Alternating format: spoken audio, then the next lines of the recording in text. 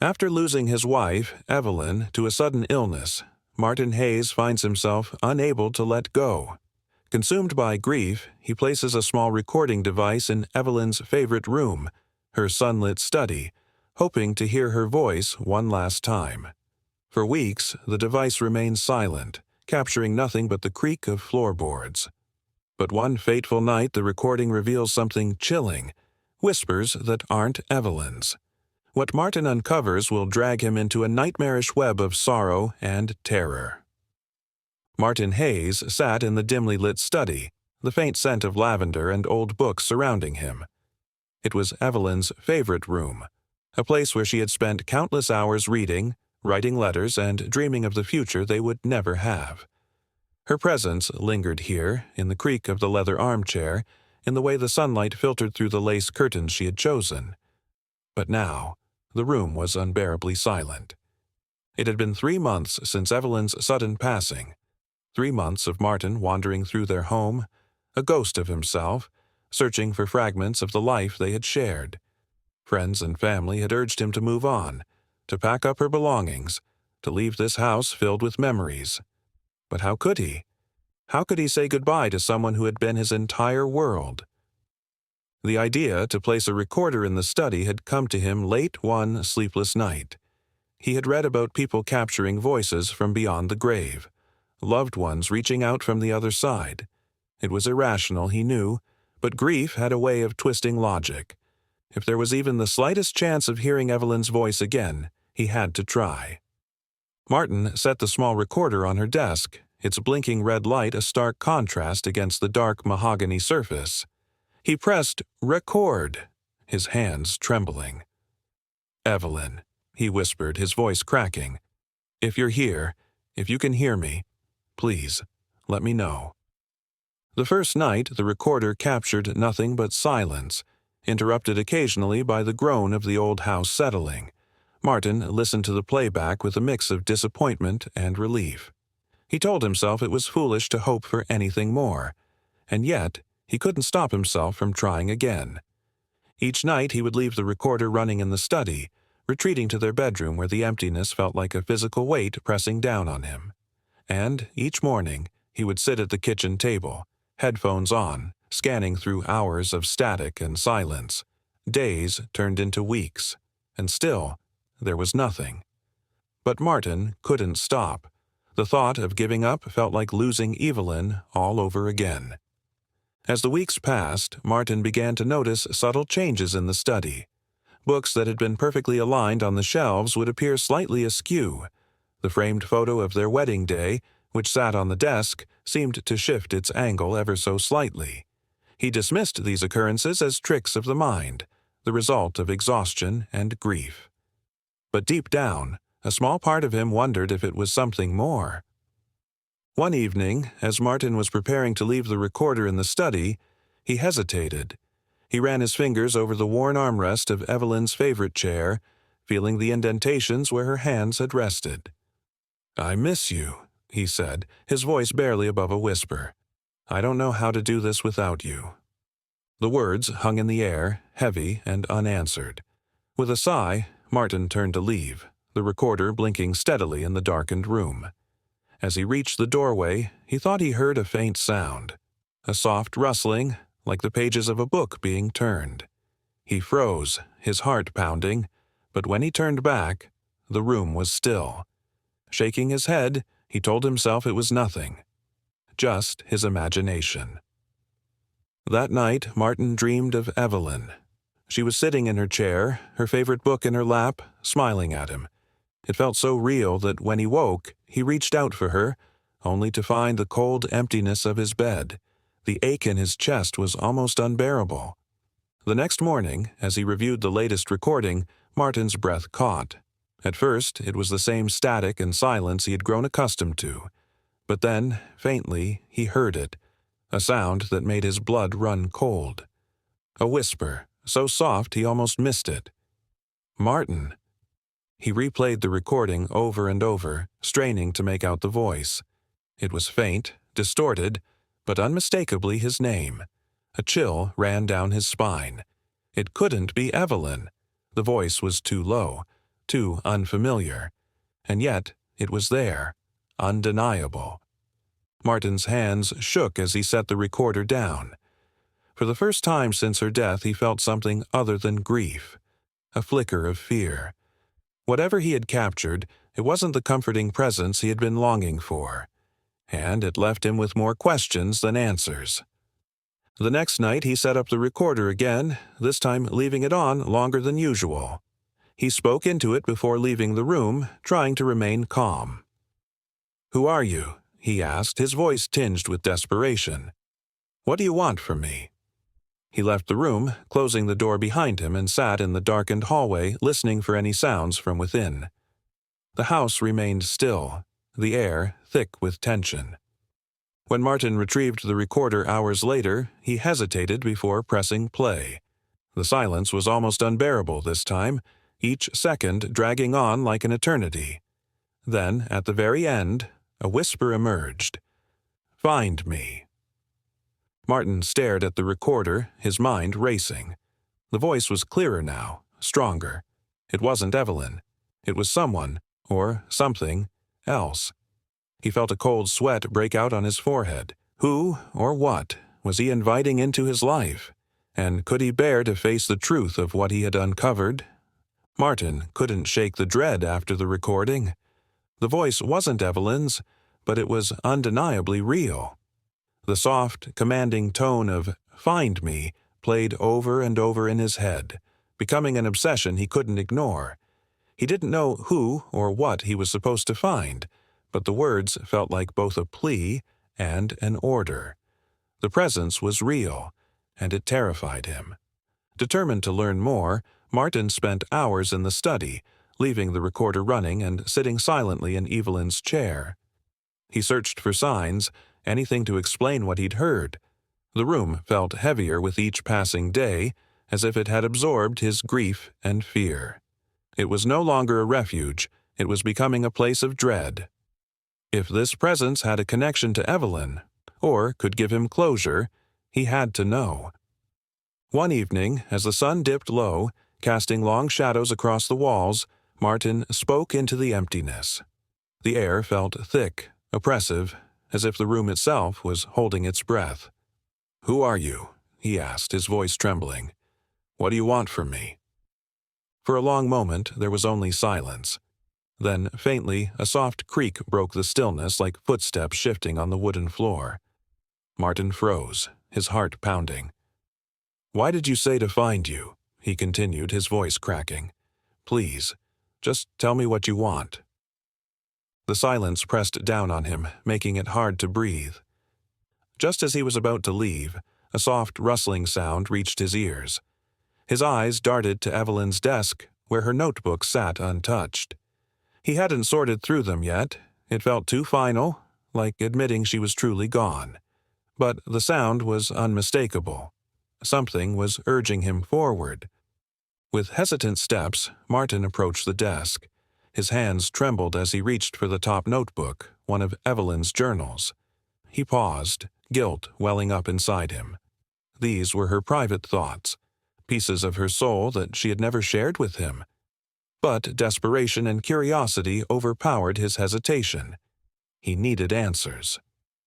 The first pages were familiar, reflections on their life, dreams for the future, and notes about books she loved. Her handwriting was steady and elegant, a comforting reminder of her presence. But as he flipped further, the tone shifted. The writing became frantic, sentences scrawled and crossed out, her usual neatness replaced by chaos. "I feel like I'm being watched," one entry read. "Something is wrong with the study. It doesn't feel like mine anymore." Another entry, dated just weeks before her death, sent a chill through Martin's body. "I hear whispers. At first I thought it was my imagination, but it's not. I'm scared, but I can't tell Martin.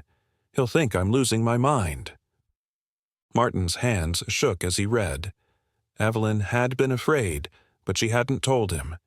He tried to recall those last weeks. Had she seemed different, distant? His grief had blurred the memories, leaving him unsure. Could she have been experiencing the same presence that was now haunting him? He flipped to the final entry, written days before her death. The handwriting was barely legible. "It's here. It won't let me leave. If something happens, tell Martin I'm sorry. I didn't mean for this." The notebook slipped from his hands, landing on the desk with a dull thud. Evelyn had been tormented by the same presence. She had been trapped in fear, unable to escape, and now, whatever it was had turned its focus on him. The air in the study grew colder, the shadows darker. Martin's chest tightened as anger welled up inside him. This thing had haunted Evelyn, and now it was haunting him. How long had it been here? How had they not noticed? He turned to the recorder, still running on the desk, and spoke with trembling rage. "You hurt her," he said, his voice cracking. "You took her from me. What do you want from me? Tell me." The silence that followed was suffocating. Then the recorder emitted faint static. Martin froze, his eyes fixed on the blinking red light. The static grew louder until, through the noise, a voice emerged. It was faint but unmistakable. "Martin." The voice wasn't Evelyn's. It was the same one that had whispered, "Find me." This time it was clearer, more forceful. "Help me." The recorder clicked off, leaving the room in oppressive silence. Martin stared at it, his thoughts racing. Help it? How? And why? The study no longer felt like a sanctuary. It was a battleground now, a place where something dark had rooted itself. Martin realized with a sinking feeling that he couldn't ignore it. Whatever this presence was, it was tied to Evelyn, and he needed to know the truth, even if it meant risking his sanity. As night fell, Martin couldn't sleep. The voice, its desperation, clung to his thoughts. He packed a bag with the recorder, Evelyn's journal, and a flashlight, his hands trembling as he prepared to leave the house. He didn't know where the search would take him, but the voice's plea for help wouldn't leave him. He had to follow the trail, no matter where it led, even into the darkness. The road outside Martin's home was eerily quiet as he stepped into the cold night.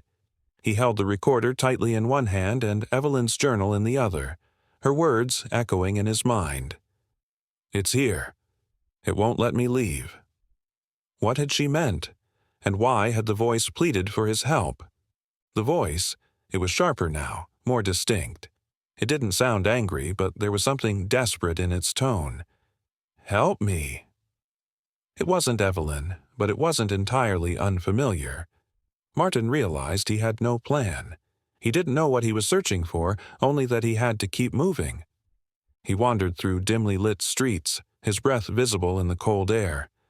Memories of Evelyn clung to him like shadows. They had walked these streets countless times, her laughter carrying on the breeze. Now, the silence was unbearable, and the memories felt like weights dragging him down.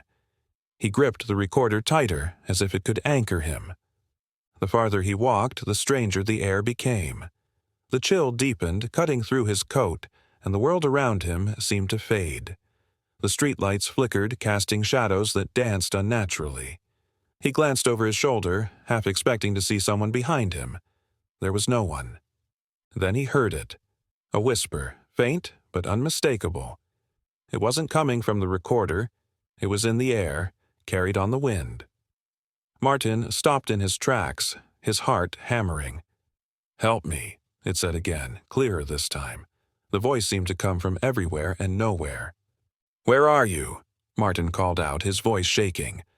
The whisper didn't answer, but the air around him shifted, as though guiding him. He turned down an unfamiliar alley. The walls loomed high, their shadows swallowing the faint light. The further he walked, the more isolated he felt, as though the world behind him had disappeared. At the end of the alley, Martin came to a narrow path lined with bare trees. Their branches reached out like claws. He hesitated, but then the whisper came again, louder. "Help me." He followed the path, his flashlight cutting through the gloom. The trees swayed, though there was no wind, and the shadows they cast seemed to stretch unnaturally. Martin's pulse quickened with every step. It felt as though he were being pulled forward by an invisible thread. Finally, the path opened into a clearing. In the center stood an old, dilapidated house, its windows dark and broken, its walls warped with age. The house seemed to breathe, its wooden frame creaking softly. Martin felt a chill. He didn't know how he knew, but this was where the voice had led him. As he approached the house, the whisper returned, louder and more insistent. "Help me." He climbed the creaking steps to the front door and hesitated. Taking a deep breath, he turned the knob and pushed the door open. Inside, the house was suffocatingly dark, the air thick with mildew. Martin's flashlight revealed tattered furniture and walls lined with faded wallpaper. The patterns were barely visible beneath grime, and the floorboards groaned beneath his weight. The house felt alive, watching him, and the sensation sent a shiver down his spine. "Hello," Martin called out, his voice echoing. "Is anyone here?" The whisper answered, closer now. "Help me." He followed the sound to a narrow staircase. The steps looked fragile, splintered with age, but the voice called to him from above. Gritting his teeth, Martin climbed, each step protesting. The air grew colder as he ascended. At the top, he found a hallway lined with doors. Most were closed, their paint peeling, hinges rusted. The whisper grew louder, pulling him toward the door at the end. His heart pounded as he reached for the knob, his hand trembling. The room beyond was barren, its only furniture an old chair in the center. The walls were covered in strange markings scratched deep into the wood, symbols Martin didn't recognize, but that filled him with unease. The whisper was deafening now. "Help me." Martin stepped inside. The door slammed shut behind him and his flashlight flickered before going out. Darkness swallowed him, and the only sound was the blood rushing in his ears. Slowly, the whisper changed. It became a voice, clear and strong. "You came." Martin froze. The voice wasn't angry, it sounded relieved, but there was something ancient in its tone. The air shifted, and a cold hand brushed his shoulder. He spun around, but nothing was there. The voice spoke again, softer this time. "Find me." Martin's mind raced. "Who are you?" he asked, barely whispering.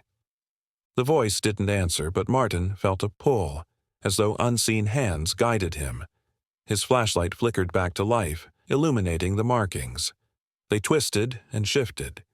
He realized he wasn't alone. The presence was overwhelming, pressing down from all sides. Martin's breath came in short gasps. The voice spoke one final time, its words sinking into him. "She's waiting." Before Martin could respond, the flashlight went out again. The air grew colder and the whisper returned, softer, fading into silence. Martin stood frozen, the weight of the words heavy. Whoever, or whatever, had brought him here wasn't done with him yet.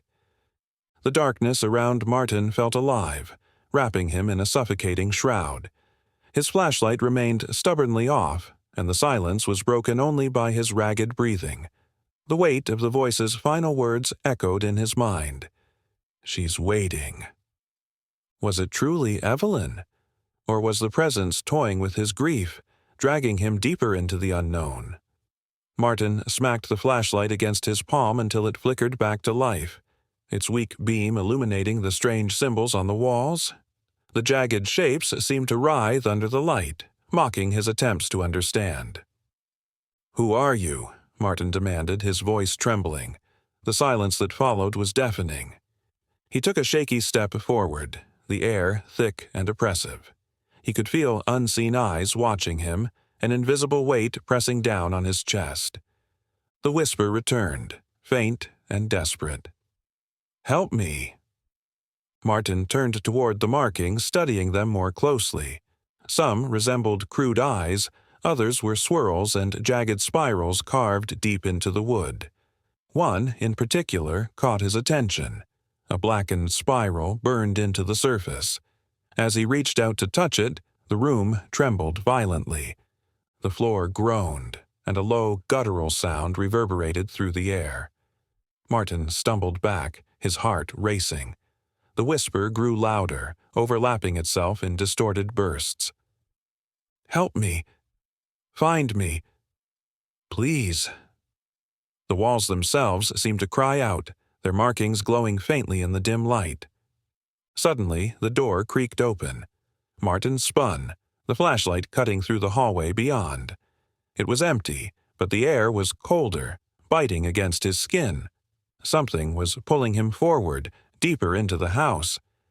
Against his instincts, Martin stepped into the hallway. His footsteps echoed unnaturally as he moved toward another staircase leading downward. The air grew colder with every step, his breath visible in the faint light. The scent of damp earth and decay filled his nostrils, making him gag. The whisper grew louder, guiding him, its urgency almost tangible. At the bottom of the stairs, Martin found himself in a damp basement. The stone walls crumbled and the floor was slick with moisture. His flashlight revealed rusted tools, broken furniture, and a single door at the far end. The voice was behind it, louder now. "Help me," it said again. Martin hesitated, his hand hovering over the doorknob. Every instinct screamed at him to leave, but the thought of Evelyn, trapped, waiting, overpowered his fear. He turned the knob and pushed the door open. The room beyond was small, its walls covered in the same strange symbols. In the center stood a wooden table, its surface stained dark with age, or something else. On it lay an object wrapped in a tattered cloth. The whisper was deafening now, filling the room. "Help me. Find me," it cried. Martin approached the table cautiously. He reached for the cloth, dread clawing at his chest. He pulled it away, revealing an old, cracked mirror. Its surface was clouded, warped, almost alive. The whisper stopped. For a moment there was silence. Then the mirror began to change. Shadows twisted within, coalescing into a shape. Martin's reflection warped until it wasn't his own. It was Evelyn's. "Evelyn?" he whispered. Her reflection didn't move. Her eyes stared into his, her lips forming silent words. Martin leaned closer, desperate to hear. Suddenly, the glass cracked, splitting her face in two. A scream shattered the silence. Not Evelyn's, but something raw and filled with rage. The mirror rippled, and a cold wind burst from it, extinguishing the flashlight. The room plunged into darkness, the air thick with labored breathing. "Martin," the voice said, no longer a whisper. It was Evelyn's voice, clear and familiar but tinged with something darker. "Why did you leave me?" Tears streamed down Martin's face. "I didn't leave you," he said, his voice cracking. "I'm here. I'm trying to find you." The voice laughed, hollow and chilling. "You can't save me," it said, "but you can join me." The darkness closed in, and Martin felt a hand grip his arm, icy and unrelenting. He screamed, struggling, but it held firm. The symbols on the walls glowed, their light pulsing like a heartbeat. The mirror cracked further, pieces falling to reveal a swirling void beneath. "Help me," the voice said again, softer now. It wasn't Evelyn. It was the other voice, the one that had drawn him here. The grip on his arm loosened and Martin fell to the floor, gasping. The symbols dimmed and the room was silent. Shaking, Martin pushed himself up. The mirror lay shattered, its surface dark and lifeless. Whatever had been here was gone, leaving an empty void. As he climbed the stairs, the whisper returned, faint and broken.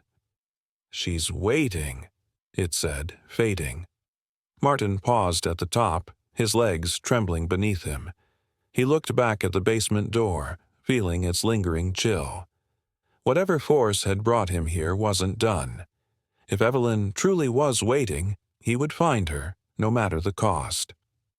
Martin's body trembled as he left the basement, his footsteps echoing in the hollow silence of the house.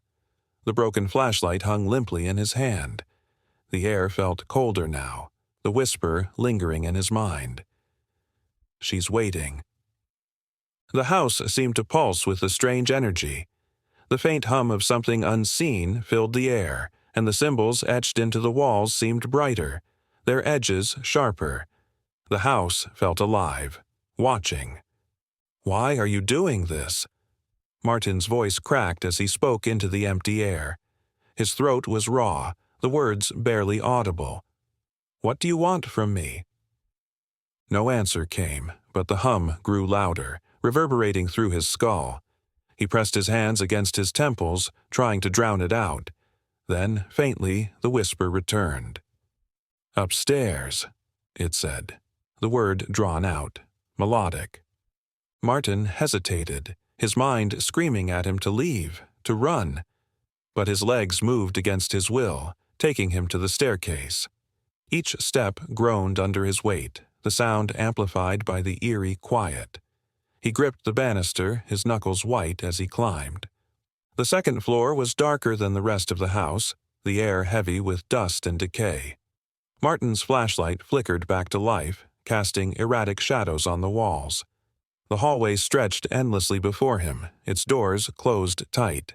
But one, at the very end, was slightly ajar. The whisper called to him again. "She's here," it said, pleading. Martin approached the door cautiously, his heart pounding so loudly he thought it might burst. He reached out, his fingers brushing the cold wood. The door creaked open, revealing a small room bathed in pale light. Inside, the walls were lined with photographs, all of Evelyn. Some were familiar, pictures he had taken himself. Others were not. In many, she was smiling, her eyes bright and full of life. But as Martin moved closer, the photographs changed. Her smiles became forced, her eyes hollow. In the last row, her face was twisted in anguish, her hands pressed against a foggy surface as though trying to escape. Martin's breath caught in his throat. He reached for one of the photos, but as his fingers brushed it, the image rippled and dissolved like smoke. The room grew colder, and the whisper returned, louder this time. "Why didn't you help me?" it asked, accusatory. "I tried," Martin shouted, his voice breaking. "I didn't know. How could I have known?" The whisper shifted, becoming a chorus of voices overlapping. "You left me. You let it take me. You didn't save me." The photographs fell from their places, dissolving into ash. Martin stumbled back, clutching the door frame. He felt a pull, a force dragging him further into the room. "Stop!" he cried, but the pull was relentless. The air grew unbearably cold. A shape began to form in the center, a figure cloaked in shadow. Its form twisted and writhed, impossible to focus on. But Martin knew, deep down, what it was. "Evelyn," he whispered, tears streaming down his face. The shadow didn't answer, but it moved closer, the air around it vibrating. Martin took a step back, trembling. "I'm here to help you," he said, barely audible. "Tell me what to do. Please." The figure paused, rippling. The voices quieted, leaving only Evelyn's. "You can't save me," she said, her voice filled with sorrow. "But you can free me." "How?" Martin asked desperately. "Tell me how." The figure extended an arm, pointing toward the wall behind him. Martin turned, his flashlight illuminating a large, intricate symbol carved into the plaster. It pulsed faintly, its glow hypnotic. Beneath it, words were scrawled in a language he didn't recognize. "You must finish what I couldn't," Evelyn's voice said. "You must break it." Martin approached the wall, his hands trembling. He didn't understand the symbols, but he felt their weight, their power. He reached out, his fingers grazing the surface. The room shuddered violently, the air filling with a deafening roar. "What does it mean?" Martin shouted, his voice lost in the chaos. "What am I supposed to do?" The shadow moved closer, its form disintegrating as it spoke. "Destroy the mirror," Evelyn's voice said, fading. "End it, Martin, before it takes you too." The light surged, blinding him. The walls cracked, pieces falling to the floor. The air was filled with the sound of shattering glass, and Martin collapsed to his knees. When the noise subsided, Martin opened his eyes. The room was empty, the photographs gone, the symbols erased. The wall where the markings had been was smooth, but the sense of dread remained, heavier than ever. The whisper returned, faint and broken. "It's not over," it said. "She's waiting." Martin stumbled to his feet, trembling. He didn't understand what had just happened, but he knew one thing for certain. The mirror was the key. Whatever had claimed Evelyn, whatever had trapped her, it was tied to the mirror. And if he was going to save her, he had to destroy it. He turned back to the hallway, the door behind him slamming shut. The symbols glowed faintly along the edges of the walls, leading him forward. Martin took a deep breath, his resolve hardening. He would find the mirror. He would end this, no matter what it took. Martin followed the glowing symbols down the hall, his footsteps heavy and deliberate. The air felt thicker with each step, as though the house was trying to smother him. The symbols pulsed faintly, leading him to a door at the very end of the hallway. Unlike the others, this door was pristine, its surface smooth and unmarked, as though untouched by time. The whisper grew louder as he approached. "Martin," it called, softer now, filled with longing. "She's waiting." He hesitated, his hand hovering over the doorknob. Every nerve in his body screamed for him to turn back, to leave the house and never return. But he couldn't. Not now. Not when he was so close. He gritted his teeth, turned the knob, and stepped through. The room beyond was vast, impossibly large, far too big to exist within the confines of the house. The walls stretched into darkness, and the air shimmered with a strange, otherworldly energy. In the center of the room stood the mirror, its frame ornate and gilded, its surface whole again despite having shattered before. Martin's breath caught in his throat. The mirror seemed to pulsate, its surface alive with swirling shadows. He could feel its power, a cold, malevolent force that seemed to reach out and pull at his very soul. And there, within the glass, was Evelyn. She stood motionless, her face pale and her eyes wide with fear. Her hands pressed against the inside of the glass as though she were trying to break free. "Martin," her voice echoed, muffled and distant. "Help me." Martin staggered forward, his heart pounding. "Evelyn," he cried, "I'm here. I'll get you out." The mirror's surface rippled and Evelyn's image twisted, her face contorting in pain. "It won't let me go," she said, her voice breaking. "You have to destroy it." Martin glanced around the room, searching for something, anything that could help. His eyes fell on a rusted metal rod lying on the floor nearby. He grabbed it, his hands trembling, and turned back to the mirror. The room shuddered violently, the air filling with a low, guttural growl. The mirror's surface darkened and Evelyn's image began to fade. "Hurry," she cried, "before it takes you too." Martin raised the rod, his muscles straining as he prepared to strike. But before he could bring it down, the growl erupted into a deafening roar. Shadows poured from the mirror, coalescing into a massive, writhing figure that loomed over him. Its form was ever-changing, a chaotic mass of darkness and limbs. "You cannot destroy me," the figure hissed, its voice a chorus of anguish and rage. "She belongs to me now." Martin gritted his teeth, his fear giving way to anger. "She doesn't belong to anyone," he shouted. "I won't let you keep her." The figure lunged, its tendrils reaching for him. Martin swung the rod, the metal slicing through the shadows. The creature howled, recoiling, but its attack didn't stop. Tendrils wrapped around his legs, pulling him toward the mirror. He screamed, thrashing wildly, the rod slipping from his grip. "Martin!" Evelyn's voice pierced through the chaos. "Don't give up." Summoning every ounce of strength he had left, Martin reached for the rod, his fingers closing around the cold metal. He swung it with all his might, striking the mirror's surface. The glass cracked, a jagged line splitting Evelyn's image in two. The creature howled, its form unraveling as the mirror began to shatter. The cracks spread, spiderwebbing across the surface, and the room was filled with blinding light. Martin struck the mirror again and again, his hands bleeding from the effort.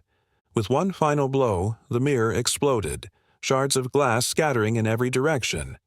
The creature's scream was deafening, its form disintegrating into nothingness. The light consumed the room, and Martin collapsed to the floor, his body trembling. When the light faded, the room was empty. The mirror was gone, its pieces reduced to dust. The air was still, and the oppressive weight that had filled the house was gone. Martin looked around, his vision blurred, and saw her. Evelyn. She stood before him, whole and alive, her eyes filled with tears. "Martin," she whispered, her voice trembling. He stumbled to his feet, his legs weak, and reached for her. His hands touched her face, warm and real. "Evelyn," he said, his voice breaking. "Is it really you?" She nodded, her tears spilling over. "You saved me," she said, her voice choked with emotion. "You brought me back." They embraced, holding each other tightly as the weight of everything they had endured began to fade. For the first time in what felt like an eternity, the house was silent. But as they turned to leave, Martin paused. The symbols on the walls were gone, the hum of the house silenced. But deep within the silence he thought he heard it, the faintest whisper. "She's waiting," it said, so soft he almost didn't hear it.